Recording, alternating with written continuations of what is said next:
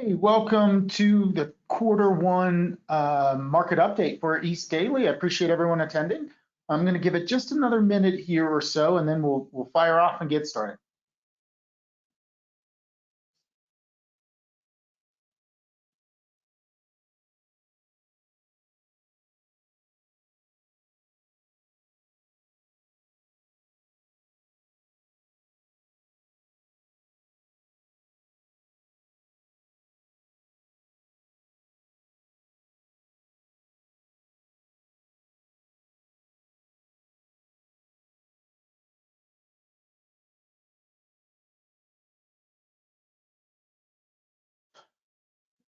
All righty, well, let's kick this thing off and get going with our Q1 24 market update, big picture, bottom line. My name is Justin Carlson. I'm the Chief Commercial Officer here and a founder at East Daily.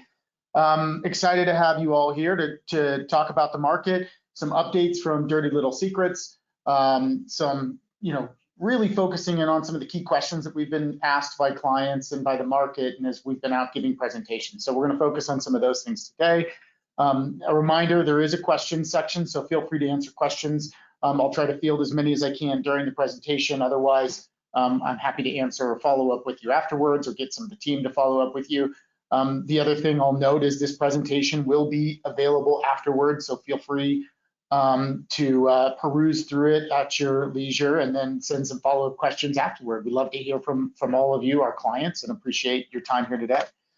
I'm not going to go through who we are. You all know who we are and you all know what we do, but there are free trials and things that you guys can check out to the extent that you're not active with us on, company financials, natural gas liquids, natural gas or crude oil. I wanted to bring this up real quick. Take your phones out, get a snapshot of this QR code. We have an NGL Insider coming out actually today, I believe. It's going to be our first one. It's a weekly look into the NGL market. So scan that QR code.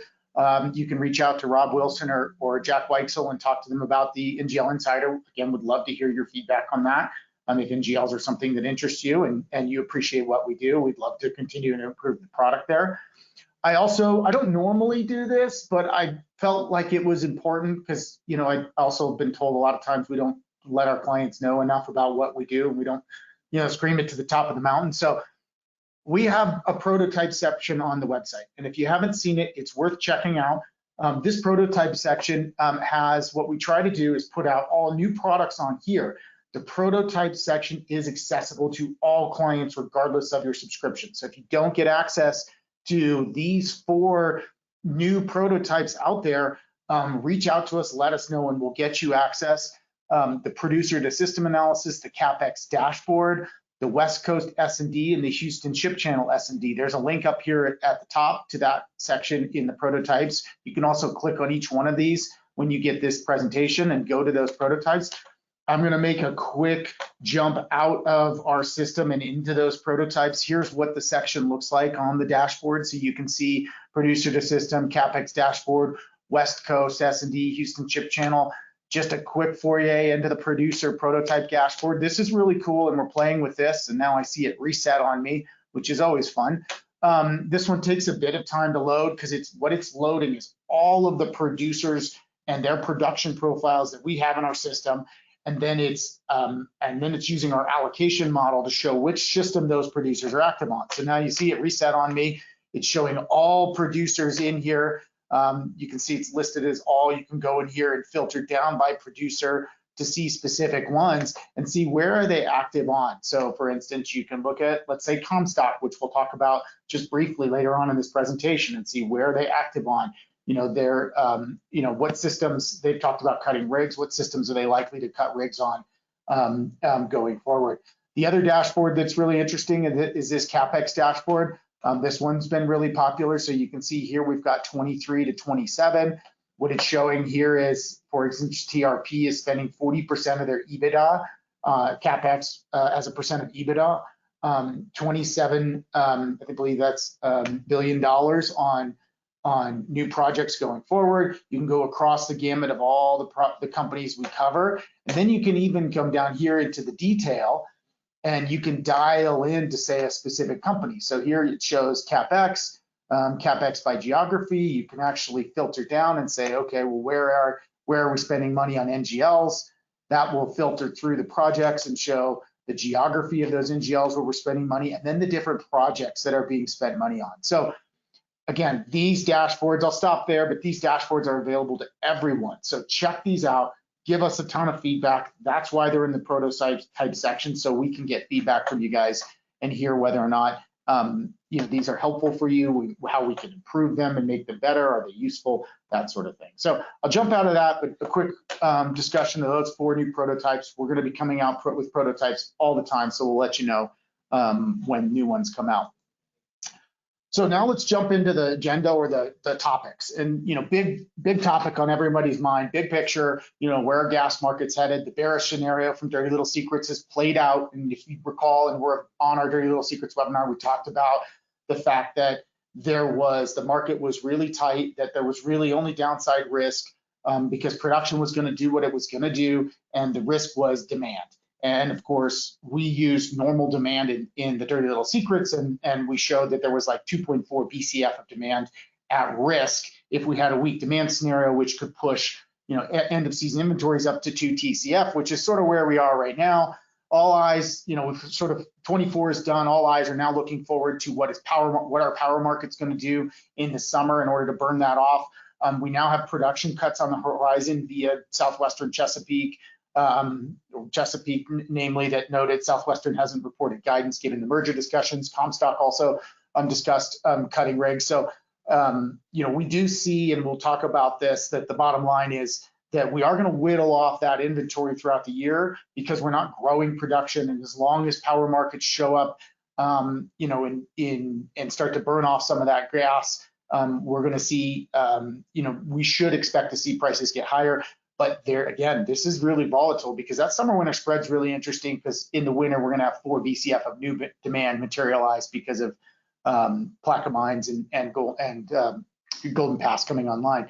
This is the graphic that we often show for this. In the blue line, you can see inventories relative to the 5-year average. That's that light blue line. We're at that over 400 a day, 436 according to this. And that we expect to whittle off as production remains flat to actually down now with some of that Chesapeake Comstock reductions.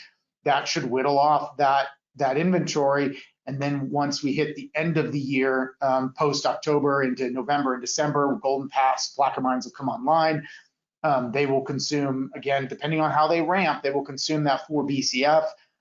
We'll also get Corpus Christi come online at the mid part of next year. What's really interesting for us is, we think that the current trend is sort of on track. There might be a little bit upside there relative to that pink line, our Henry forecast and current forward curve. Although I've noted that seems to have narrowed a little bit, especially after the Chesapeake announcements. What's really interesting to us is next year, we think the forward curve's a little undervalued relative to how we run our models. We have a balanced model and an unbalanced model.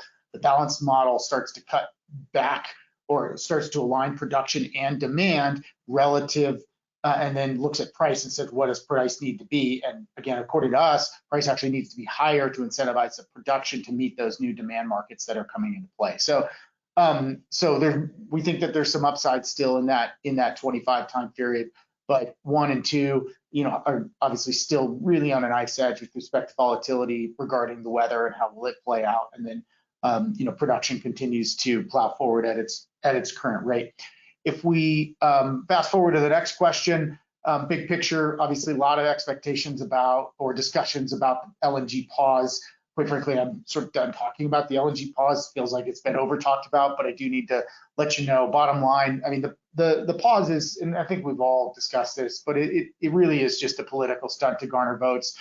And the impact of that, and this is not a political statement, but it does defer in our models the development of tier 2 places. So it defers the economic development of Oklahoma, Utah, Wyoming, parts of Texas, Arkansas. Like these are areas that we're going to need to be called on sooner, but now are deferred because of the increasing uncertainty around the commitment to LNG, increasing supply security across the globe.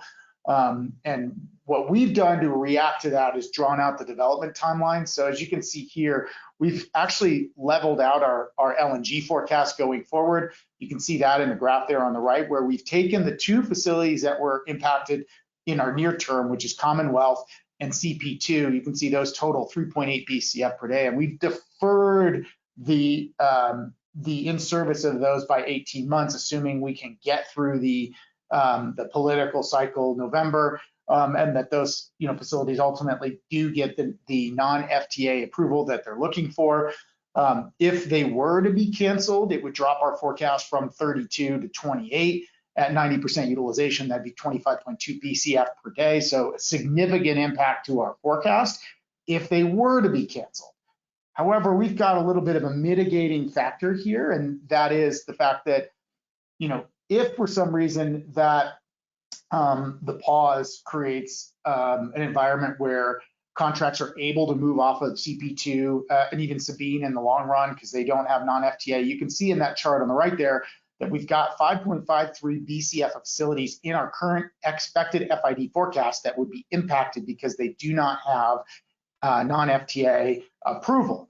However, we've also got about 5.24 BCF per day of contracts that are not in our forecast, that are in our long list of potential projects, or just tracking all projects that do have non-FTA approval. So the interesting thing is those numbers are really equivalent, and to the extent that it's possible, and you see your contracts migrate or any new SPAs that go forward with these facilities like Tellurian, like ET's Lake Charles, like Freeport, those are facilities that could get a ramp because they have more certainty around them with respect to the non-FTA approval. So there's a bit of a hedge there on the expected LNG ramp.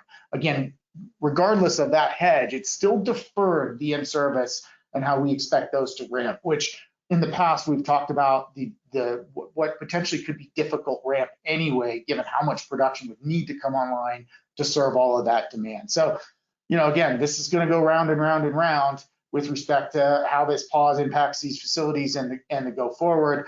But that ripple effect is really, deferring the timing of LNG. It's going to ripple back into some markets. I know I was talking to a customer meeting regarding, West markets just this last few days. It defers the ramp in production there because it does keep prices lower longer and defers the economic development of, a lot of gas that really becomes economic, in a sub 450 range. Next big picture question here is, just with respect to how does the timing play out for LNG respective of a production increase in cross-border flows. So this is really a question about Texas and Louisiana and how those flow dynamics work. And, the reality of it is in the short term, Matterhorn is going to flood a bunch of gas into Texas. It's going to impact, alleviate any pressure on Waha, collapse those spreads, but nevertheless just shift that pressure back into Houston Ship Channel. So the reality is it may be Houston Ship Channel comes a little bit further down than Waha maybe necessarily goes up. But at the end of the day, what we've got to do is push gas back into Louisiana because of the lack of new demand in Texas. Longer term, we expect the Eagle Ford to pick up and the Haynesville to pick up, and what those dynamics will create a conflict, but we'll have new LNG in like Corpus Christi and other new facilities in Texas. So just to play that all out here, I put together a map which has said, here's what in red, what's happening now. So Transco's expansion 1.59, Arclitect 6.5 Bs, 3.6 coming out of the Permian via two projects that have already happened, Whistler and PHP, and then coming in September, Matterhorn. Eagle Ford's got two projects that'll add 3 BCF, Overthrust and GTN and Western markets to help alleviate some of those. GTN or more near term, Overthrust a little bit more longer term. Nevertheless, this is what's happening now, and most of that is to serve, or all of that really is in some way, shape, or form tied to impacts from the 11.9 BCF per day of FID'd expansions out of the Gulf, and then the 0.43 BCF per day of Costa Azul expansion that's FID'd out of the Baja Peninsula. What's not really factored in here in terms of infrastructure is the non-FID potential 11.65, non-FID potential on the West Coast via Saguaro, which is yet to FID just yet, but we still think is coming, 1.88 BCF per day. In order to meet all that, you'll certainly need Permian West, you'll need One Oaks Saguaro connector pipeline to facilitate that. That's going to be really interesting from a tug on Permian supply, depending on where that ends up in the 2029 time period. you've got this pole west, you've got this pole down to Mexico, and then certainly you've got this eastern pole. So there's going to be a lot of more parties vying for Permian supply as we go forward. We'll need more Gulf Coast interconnectivity. We'll need our tier 2 basin interconnectivity, and certainly we'll need Mid-Con and Rocky supply. So this is that tier 2 pickup that I talked about. How that, just to flash on this, because there were some updates here, how that plays out in Louisiana. I think I've shown a lot of people this over the course of between DLS and customer meetings and other places that I've been, but just an update here. Really, the update is long dated, where you've got you can see Commonwealth was pushed out to 28. You can see that we still have Delfin and Plaquemines coming online. We've updated this Southeast Supply Enhancement 1.59 Bs. I do want to make a quick comment on the Plaquemines market. We've talked about this. That market is still really, really tight. And as Plaquemines come on Plaquemines phase 1 comes online, it's really going to be a question of how quickly it ramps and what supply it can compete for on those TETCO Venice line, on that TGP Venice TGP Evangeline line, which I think again has more supply availability once that Southeast Supply Enhancement project comes online, but that's not until 27. And then the Gillis CGT Access project, which I've heard is probably not going to happen here in the near term. That looks like it's probably going to be pushed out. So the team right now is looking into that's a little further than Q1 24. That looks like it's more like a 25 project. So we'll have some updates there in the coming weeks, especially with our new Haynesville analysis. So if we fast forward into what's coming online out of Texas, this is via that Houston Ship Channel report that I talked about in the beginning, that's in the prototype. So check this out and go click on that if you want to check out some of these graphs and look at some of the data in the report. But I'll give you the quick preview and some of the quick notes on big projects and big flow changes. Here's the FID and non-FID projects coming out of Louisiana. We've got less, but still significant, about 6 BCF coming out of Texas. Most of that's already FID'd, with a little bit more that's non-FID via 1.44. Again, hit that QR code or check out the prototype section in order to check all this data out. The big thing is, and how we balance South Texas, how we balance that Houston Ship Channel market, is to first forecast flows that are coming in from Permian. As you can see in that graph on the right, or excuse me, on the left, we max it out. So we fill that thing completely through that 2023 time period and say all Permian gas has to go here, because quite frankly, there is nowhere else for it to go. It can't go west. Those pipes are full and we already fill those to the west. This is where it has to go, where it leaves some room. And again, you can check out the report, is anything going northbound. So NGPL and NNG and some of those pipes going northbound is where we start to empty those out. And obviously Texas doesn't run full either. So, or excuse me, Mexico, from Texas down to Mexico doesn't run full either. So we fill all that gas floods across to the west.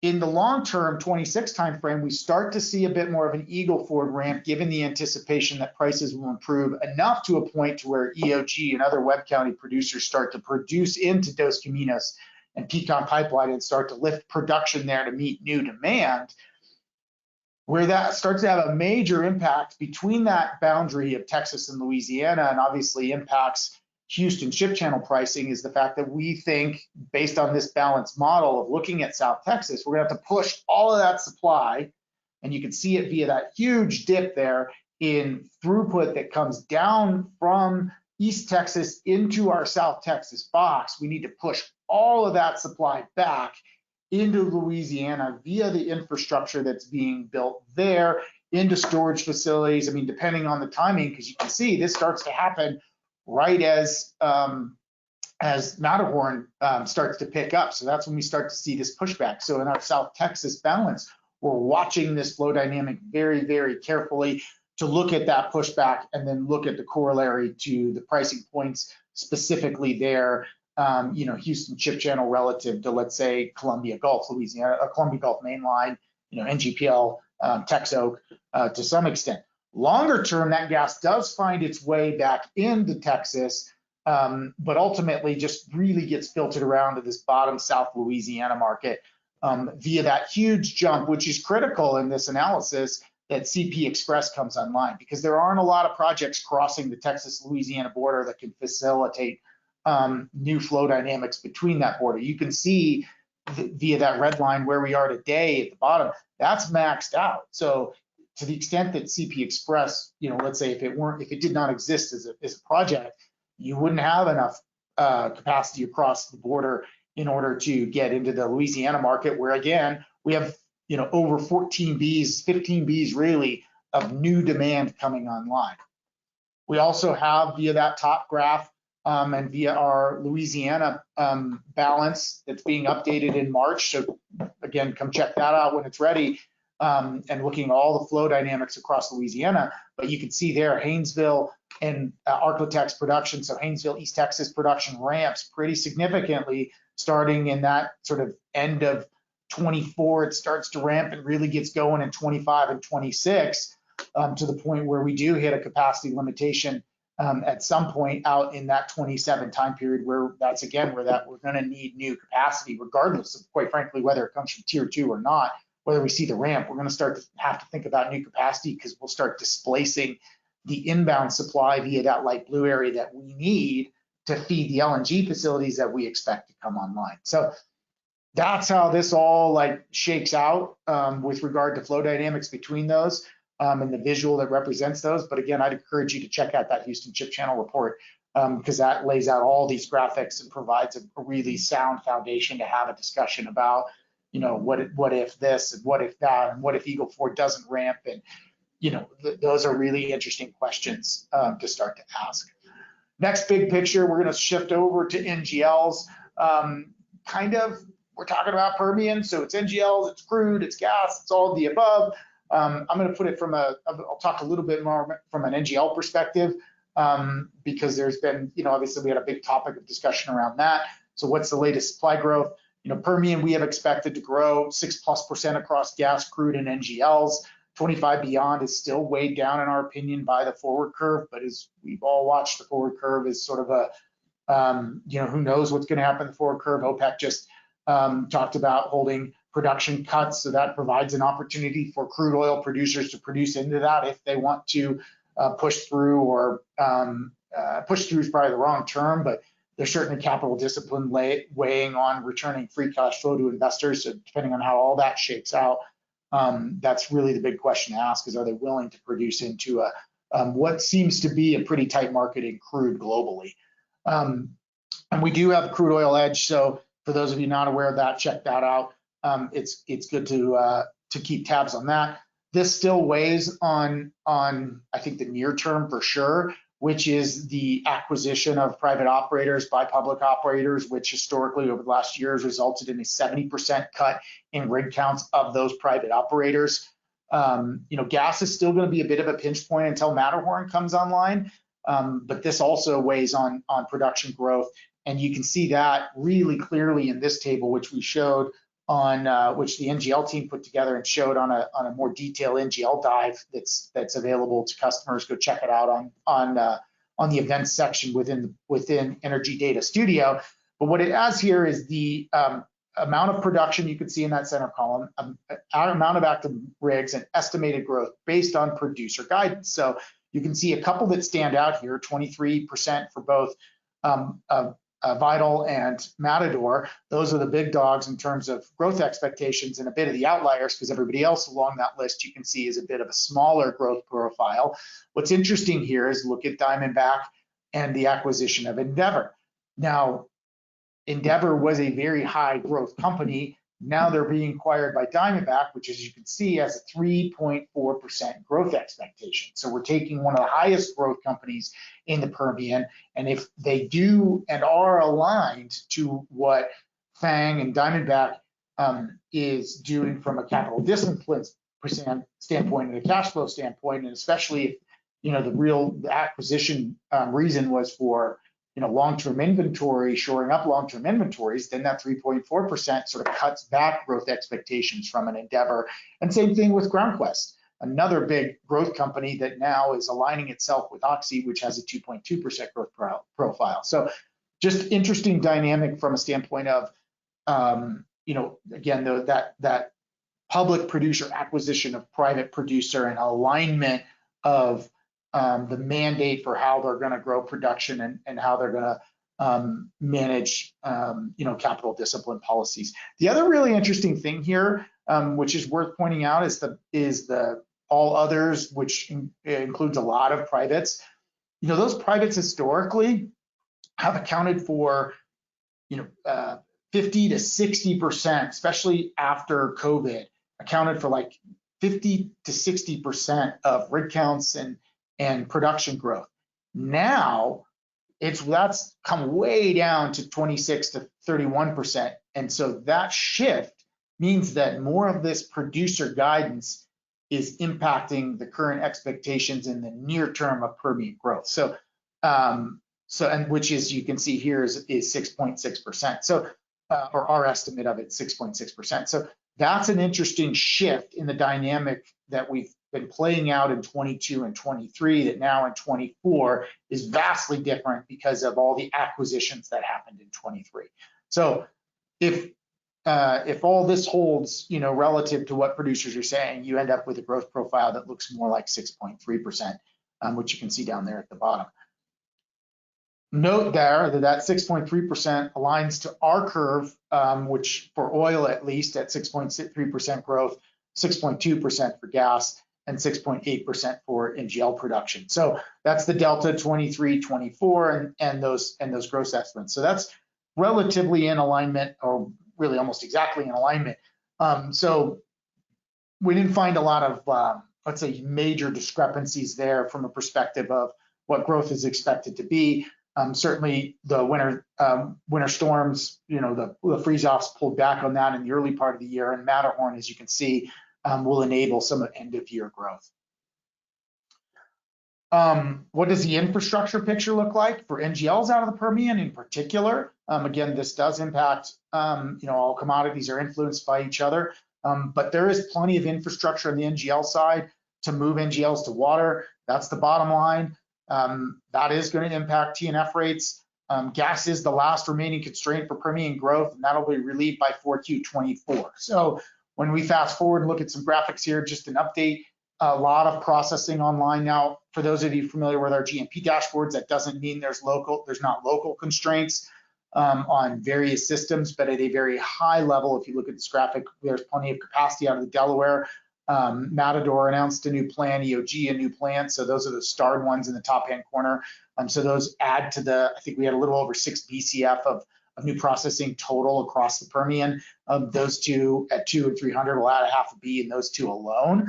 Who knows? TRGP is, and I believe ET had both said that they can fill that, their new facilities, the new plants they have coming online, Roadrunner, Wildcat, et cetera, like they feel they can fill those very, very quickly. So that's an interesting comment on production growth potential and or the ability to steal volumes, but it's take away volumes from other systems.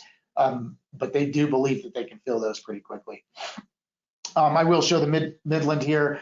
Gas processing again in ample supply for the Midland. So there are some rumored expansions at Brazos, WTG, Stakeholder.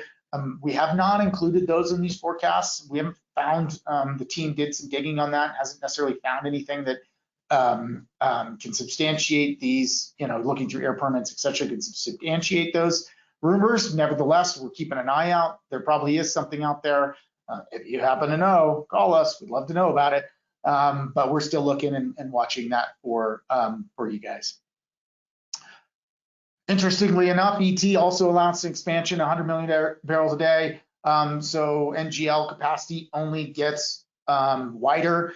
You can see we get down to a point, we have constraints today, but by the end of 25, or certainly in the mid part, early 25, we'll have first half of 25, we'll have enough capacity that gets us down to 70% utilization. Again, that's going to put some pressure on TNF rates across that market. From a midstream company standpoint, once that happens and we get to 70% rates, yes, there'll be pressure. There will also be a lot of competition for volumes as contracts roll off on various GMP systems. In order to get those volumes, to drive it into the vertically integrated systems that many of these midstream companies have, where they can capture value. We talked about this in DLS, but they can capture value through moving volumes through gathering, moving those volumes through processing, moving them through the NGL pipes, getting them to the fractionators, and ultimately moving them to export markets, which is where all the growth is for NGLs and crude and gas for that matter. So again, we've got 1.4 million barrels per day of Y-grade capacity expansions, 1.1 that will come online for the three big players here, which is EPD, ET, and Targa, which again, this was a topic of conversation for DLS, Dirty Little Secrets, in November, really December actually. But we talked about how these three are really dominating, I think 50% of the processing and 60% of the NGL takeaways. So these three are really putting other players in that space on their heels in terms of a competitive environment. Back to the NGL frac side, as we move NGL volumes down NGL pipes to NGL frac, fractionation trains are running full at this point, but we've got a number of expansions. Targa has a significant amount via train 9, train 10. These will open up that capacity and start to alleviate some of the stress or strain there in that market and push utilization all the way down to 90% based on our current growth curve for Permian production, and also the other via our NGL network model, all the other flow dynamics that come from Oklahoma, et cetera. It's going to push that utilization down to 90%. So, bottom line, we do think that EPD, ET will announce additional fractionation expansions in 24 to alleviate utilization, rising to the mid 90s by 26, because you kind of need that lead time in order to develop the facilities, that about 18-month lead time. So we do think that we're going to get more fractionation expansions. We've actually seen Targa is ordering long lead time items for Frac Train 11, which hasn't been FID'd yet. And then MPLX filed an air permit for a fractionation and NGL storage in Texas City. So that's out looming on the horizon. Again, we don't have those in this model and incorporated into that red line at the top. But they are now on our radar and certainly they were on our radar because again, you can see that production growth is filling the capacity expansions and will start to stress those systems. Big picture, bottom line, when will oil constraints materialize? Another big question that we've gotten from the market, because I don't know if many of you recall, but I do recall that oil capacity will never fill again out of the Permian. And that was sort of the, we like to go to extremes. That was the extreme statement because it really didn't look like it. I mean, we had demand markets that were plummeting post-COVID. We had supply that just wasn't economic at $30 prices. But now we're, here we are 4 years later, and we've got Bakken and Permian growth nearing capacity constraints in that 26 timeframe, which is likely to widen spreads. That hasn't happened yet. The spreads are still relatively narrow, but we're watching it because if you look at this graphic, Permian egress, which includes everything that goes to Corpus Christi, Houston, and Cushing, we were historically at that, you can see via that yellow line above that 80% utilization, which is marked by that dotted line that goes all the way across the top. The red is capacity and the blue is Permian supply. At that point, there was only around 461, exactly 461 million barrels per day of capacity available in that 2017, 2018 timeframe. And that utilization meant that we had $7 spreads at that time. So now, here we go, fast forward through that period in 2020 and 2021, where utilization dropped way down into the almost the 40% utilization point in that last part of 2020, early part of 2021, to a point where we've ramped up and are about to hit a 80% utilization rate on our way to 90% by the end of 25, which means that as we get into 26 and production continues to tick up, we're going to get into a point where we're above 90%. We are above the threshold at which pipes reserve around 10% of their capacity for walk-up volumes. So those are going to be higher rates. It's going to push on those spreads and create a wider differential. between, between the Midland and Houston. And so that MEH to Midland should or could start to blow out in that 26, 27 time frame, which again, we're watching for new capacity announcements. I think Gray Oak had one that hasn't necessarily been FID'd yet, or at least not to my knowledge.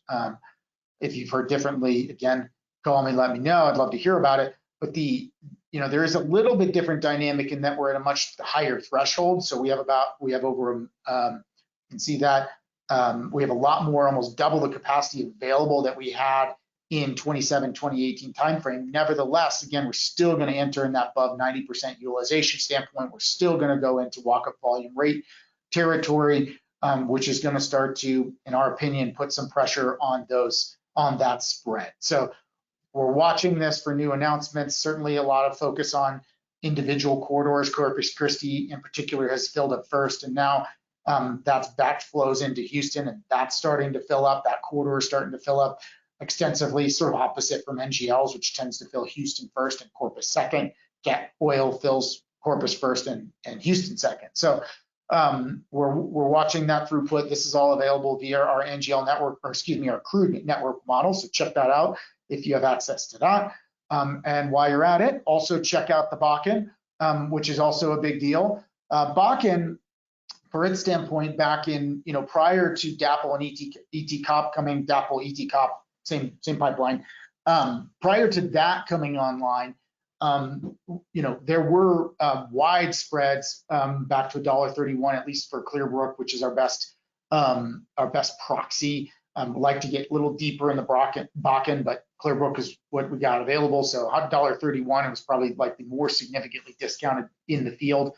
But $1.31 there because we just didn't have any capacity. ET COP and DAPL comes online. And now we're to a point where there's ample capacity. There's still some rail contracts rolling off. EMB's Bakken North had some room to move up to the Enbridge main line. So there was that available capacity. But fast forward to where we are today, we've reduced some of the rail. That rail is tapered off, so we've dropped that. Certainly, that becomes a bit of the flex in terms of, do we need to bring rail back into the picture, and can certainly help, but nevertheless at a higher cost. And then the EMB main line, we've dropped from 149 to 5, just given that there's not available. That capacity is no longer available via other constraints up moving on the Enbridge main line. So again, the Clearbrook does not reflect widening spreads. It'd be interested to know what's happening in the field with respect to pricing, and as that starts to fill up. But that little bit of growth there that you see for the Bakken that started to materialize, and we expect will continue to slowly tick up, will get us to a point where we do start to hit utilization issues out of the Bakken.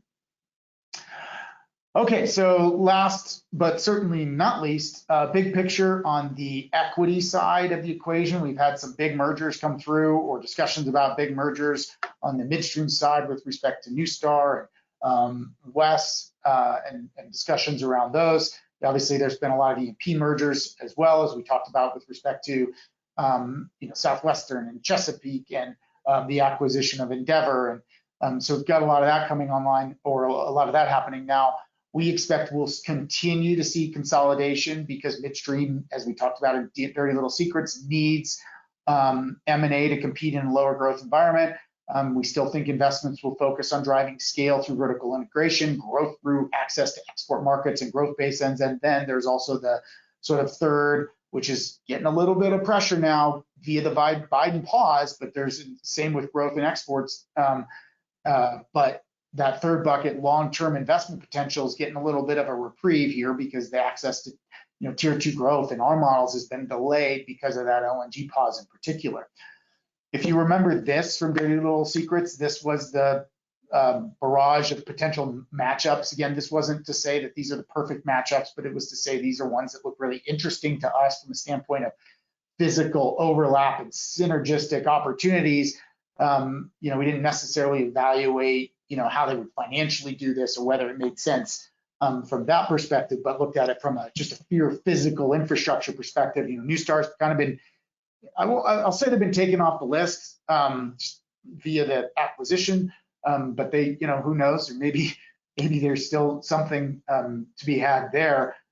Nevertheless, we still think Western's interesting, and obviously there's rumors and things at play there where they're selling off pieces of their assets, and obviously discussion about the 49% stake that Oxy has in Western and where that might go. The other thing that's been happening is Equitrans. We didn't have them on our original list per se, or at least we just didn't evaluate them, but they're starting a strategic review process, whatever that means from a perspective of who could be interested in Equitrans. There's a lot of interest in their Northeast assets that might make sense for Kinder. Williams, which ultimately is going to benefit from a lot of the supply that comes down those systems and feeds that Transco expansion. DT Midstream also is sort of an interesting matchup between Equitrans and them. So that's one that we're watching. The other one we're watching is Summit. They've announced the intent to sell by October. Earnings is a little bit late, so that's interesting. It's not coming until March 15th, so we got another 7 days or so to go there. Just on SMLP, I mean, they've got a diverse asset base. Some of their DJ assets do make sense in our opinion from a DCP, PSX, or even a Williams standpoint. Their Northeast assets, make sense a lot from maybe an MPLX standpoint. Perhaps even ETRN, maybe that's part of that strategic review process. Barnett, EnLink, and the Barnett assets look interesting for EnLink or Williams. Piceance assets look interesting for EPD or Williams. So I don't know if selling off each one of the assets is part of that sales process. But certainly there are different areas across their system that make sense for different buyers. Obviously PE is always in the business or could be come into play here. Perhaps this is an opportunity for a PE to pick them up and then start to reorganize the assets into something where they sell parts and keep parts and put a different sort of a new look on Summit going forward. So that could be interesting. I should go back and say, WES, from our standpoint, I think Enterprise, they're certainly buying pieces of WES. We still think that EPD makes sense from a WES standpoint. So that also could be interesting going forward for WES. So with that, let's see. That sort of wraps up some of the big questions that we'd be getting from since DLS heading into Q1. I'm going to check the question board and see if there's any critical ones here. If you just pause with me for a second.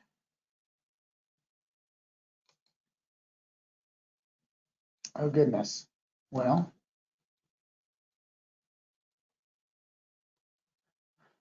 Okay.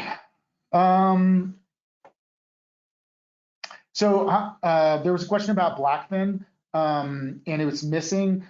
So in our opinion, Blackfin is critical, by the way. It's, in our opinion, it's an extension of Matterhorn. It's not missing from, it might be missing from my graphics. I left it off the map because, well, goodness, there's just a lot of infrastructure. So I took it off the map. I think it's actually back in that Louisiana map, perhaps. You can see it on the left-hand side.